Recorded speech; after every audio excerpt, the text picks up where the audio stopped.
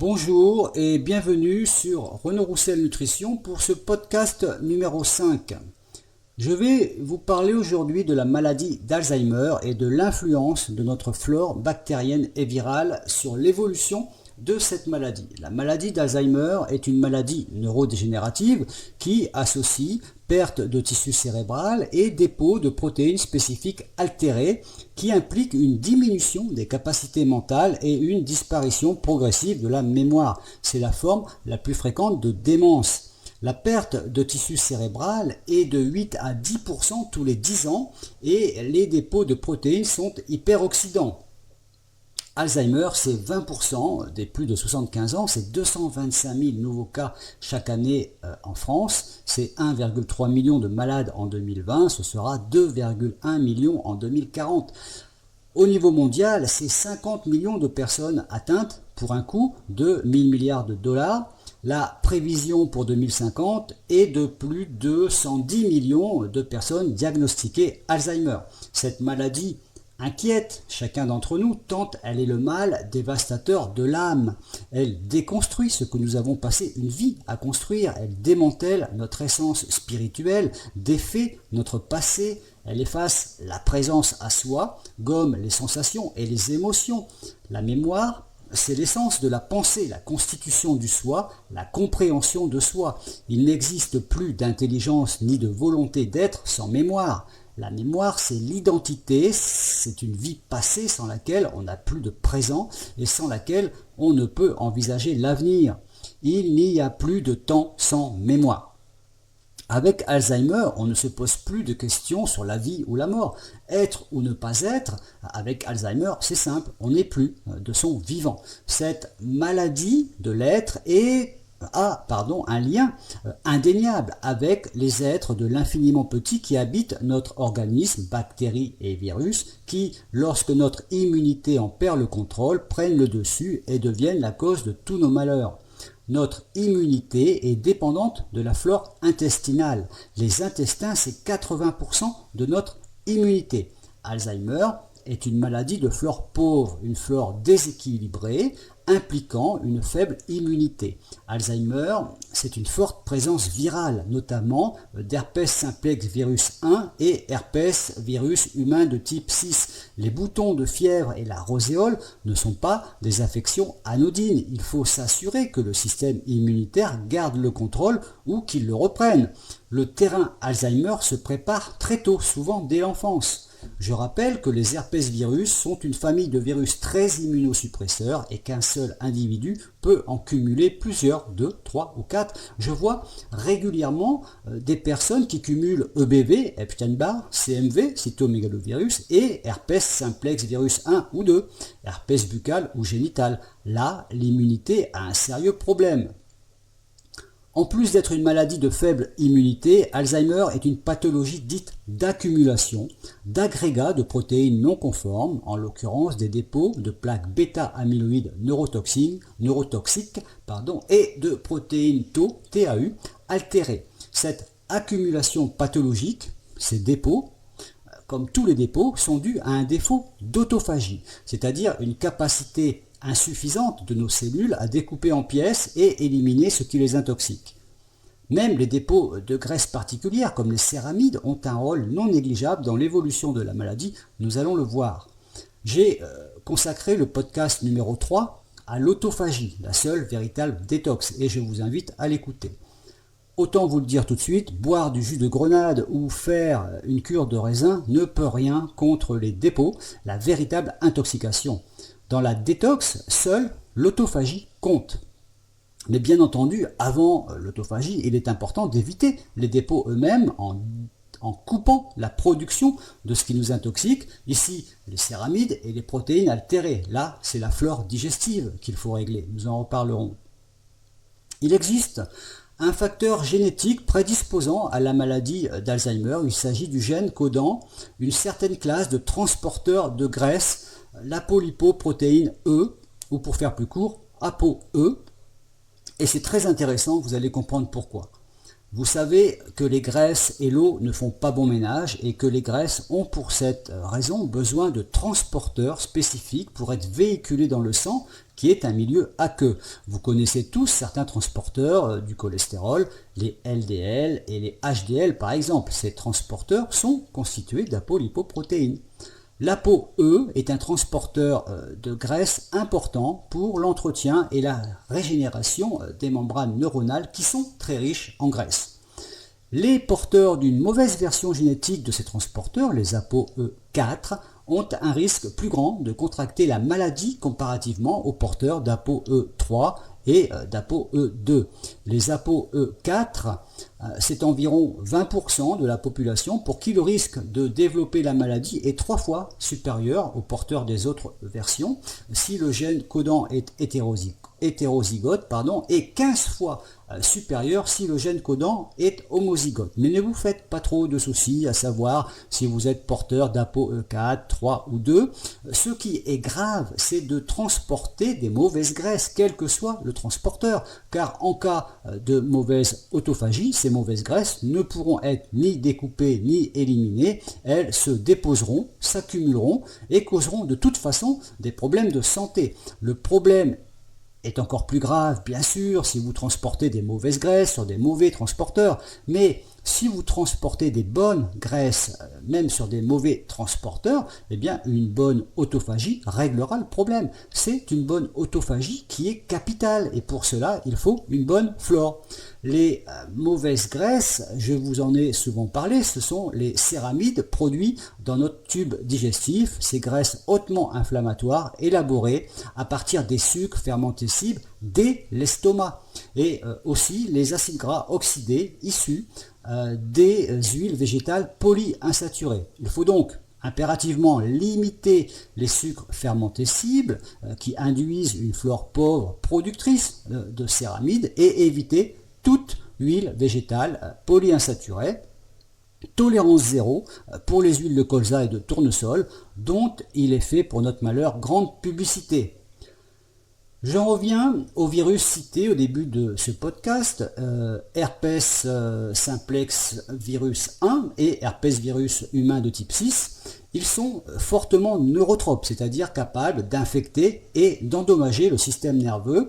De belles études publiées à leur sujet dans des revues telles que l'SIS Chemical Neuroscience ou l'Acta Virologica ou encore Proceedings of National Academy of Sciences of the United States of America, c'est très compliqué à dire tout ça, démontrent que ces virus fortement présents dans la bouche et le mucus nasal empruntent le nerf olfactif pour atteindre le cerveau. La distance est courte et l'ensemble du système central et cause ainsi de nombreuses maladies neurologiques comme l'épilepsie, l'encéphalite, Parkinson, sclérose en plaques ou Alzheimer.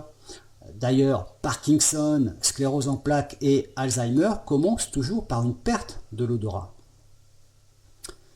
Les céramides digestives auraient un lien avec cette infection cérébrale par les virus car les céramides migrent partout dans l'organisme, se déposent dans les organes et le long des nerfs et facilitent la progression des virus jusqu'au cerveau. Les bactéries et les virus adorent les céramides. Si nos transporteurs de graisse de tout à l'heure, les ApoE, bonne ou mauvaise version, transportent des graisses, donc des céramides, dans lesquelles se sont logés des herpès simplex virus 1, le cerveau va avoir des problèmes.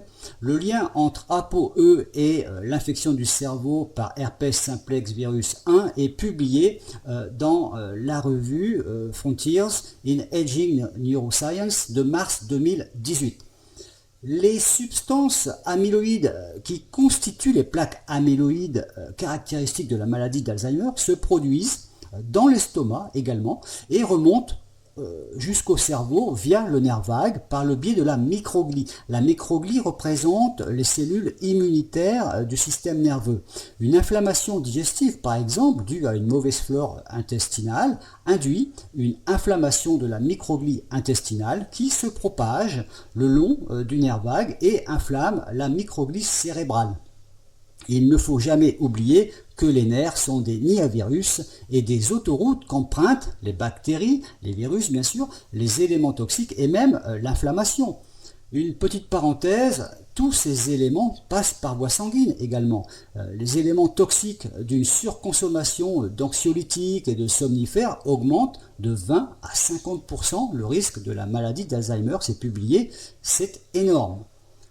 Donc, nos virus, aidés par une mauvaise flore intestinale, une faible immunité, des bactéries en surnombre et des céramides inflammatoires arrivent facilement au cerveau. Et dans le cerveau, plusieurs études en neurosciences mettent en évidence la dynamique interactive inflammatoire entre herpès simplex virus 1 et la protéine précurseur d'amyloïde, la protéine APP, et démontre la formation de plaques amyloïdes, donc des dépôts pathogènes fortement oxydants et inflammatoires, directement dans le cerveau causés par le virus.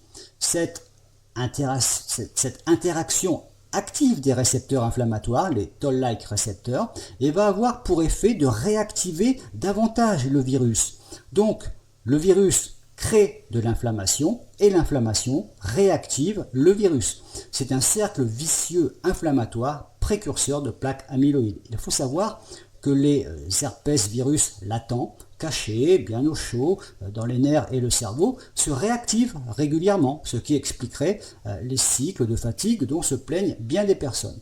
Donc, l'interaction virus-protéine APP augmente la réaction virale et donc l'inflammation, la production de plaques amyloïdes et la progression de la maladie. De plus, l'herpès simplex virus 1 possède une protéine structurelle équivalente à la protéine Tau, c'est la protéine VP22. Cette protéine de l'herpès simplex virus 1, lorsqu'il est réactivé, est la cible clé dans le processus de réplication du virus. Ce processus opère par phosphorylation, mais ne vous inquiétez pas pour ce terme de biochimie. Et il s'avère que la détérioration de la protéine Tau impliquée dans le développement de la maladie d'Alzheimer se fait par hyperphosphorylation.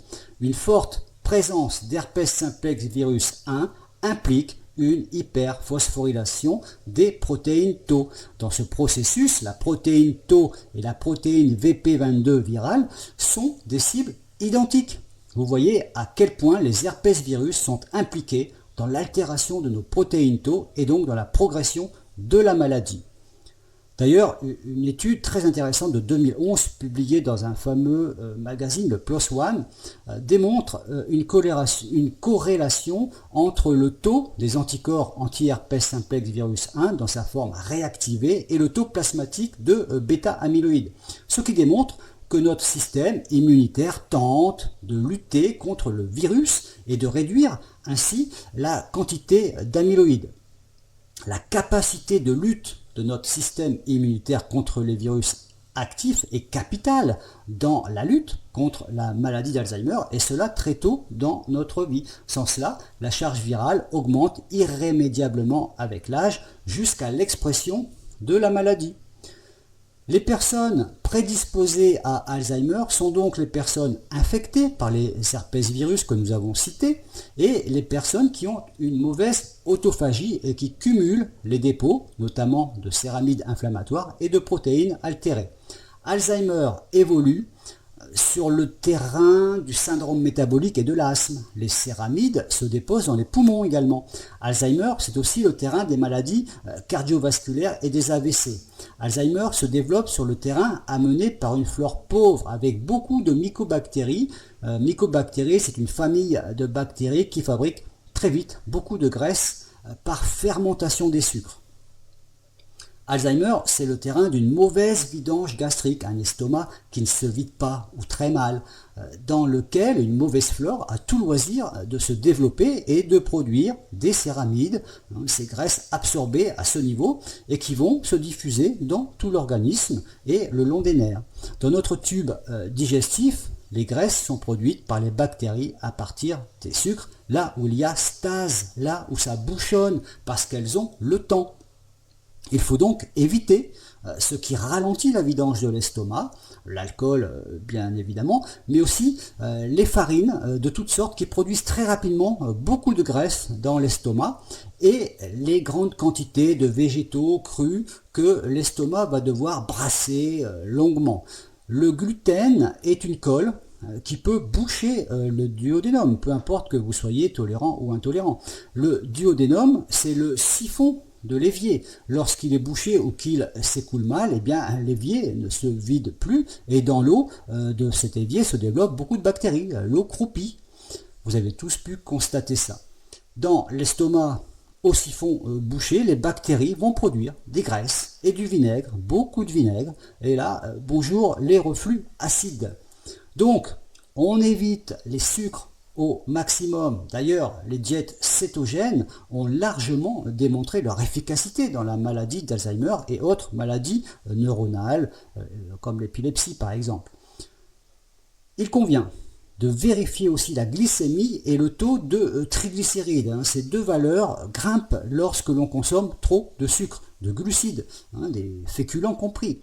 Il faut également surveiller le taux d'acide urique. Un taux bas d'acide urique est un très mauvais signe, car c'est un antioxydant ultra puissant, protecteur du système nerveux. L'acide urique, c'est un très bon antidépresseur naturel. Attention à ne pas baisser votre acide urique. Il faut lutter contre l'inflammation intestinale qui se propage au cerveau. Cette inflammation est liée à la pullulation bactérienne de l'intestin grêle. Et qu'est-ce qui nourrit les bactéries intestinales jusqu'à leur pullulation? Eh bien, les sucres fermentescibles, bien sûr, c'est-à-dire tous les sucres, fruits et fibres compris.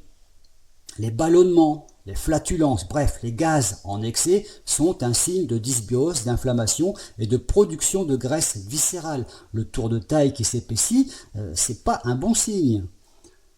Avec une alimentation pauvre en sucre et riche en bonne graisse, vous ne produirez pas de mauvaise graisse, pas de céramide, très difficile à éliminer, et vous augmenterez votre autophagie. Il faut impérativement couper la source des céramides et augmenter la capacité à découper et éliminer les dépôts. Laissez du temps entre les repas, 3 repas suffisent amplement. Essayez de laisser au moins 12 heures entre la fin du dernier repas, donc du dîner, et le début du premier repas le lendemain matin. Pratiquez une activité physique verticale pour favoriser la vidange gastrique. La marche est une activité que nous ne pratiquons pas assez.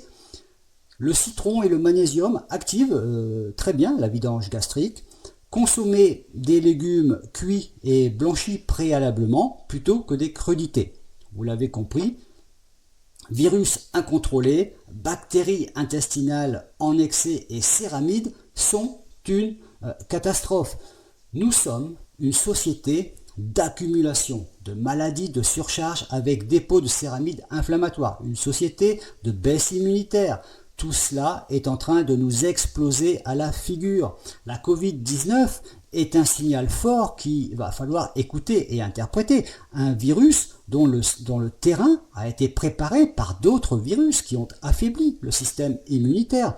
L'explosion des maladies neurodégénératives nous montre bien que nous ne luttons plus suffisamment contre les virus neurotropes et qu'une mauvaise flore envahit notre organisme à partir de la bouche, puis de l'estomac, du duodénum et de l'intestin grêle.